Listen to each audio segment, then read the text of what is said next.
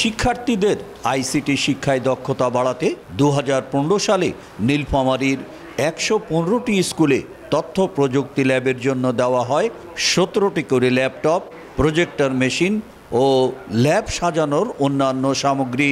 তবে মাত্র কয়েক বছরের মধ্যেই ল্যাবগুলোর বেহাল দশা। সংশ্লিষ্টরা জানান, প্রকল্পের মাধ্যমে পাওয়া ল্যাপটপ ও প্রজেক্টর মেশিনগুলোর বেশিরভাগই নষ্ট হয়ে গেছে। ল্যাব সামগ্রীর স্বল্পতার কারণে কার্যক্রম বন্ধ। হাতে গোনা কয়েকটি ডিভাইস ভালো থাকলেও তা বাড়িতে নিয়ে ব্যবহার করছেন শিক্ষকরা। অভিযোগ উঠেছে, নিম্নমানের যন্ত্রাংশ ও ল্যাব সংশ্লিষ্ট শিক্ষকদের অনীহায় অল্প সময়ে নষ্ট হয়েছে মূল্যবান এসব শিক্ষা সামগ্রী। প্রজেক্টরটা ক্লাস নিতে নিতে ধপ করে বন্ধ হয়ে গেছে। ল্যাপটপ আমাদের প্রায় সবগুলোই অচল। ও 4টার মধ্যে আমার একটা হেড স্যার ইউজ করেন, ও অফিসেও থাকে, মাঝে মধ্যে উনি বাসায়ও নিয়ে যায়, বাসায় প্র্যাকটিস করেন। যে কয়েকটা ঠিক আছে, তার মধ্যে থেকে আমরা বাংলা ইংরেজি কিছু টাইপিং করা শিখছিলাম। শিক্ষা বিভাগ জানায়, করোনা মহামারীতে ইলেকট্রনিক এসব ডিভাইস ব্যবহার না হওয়ায় নষ্ট হয়ে গেছে।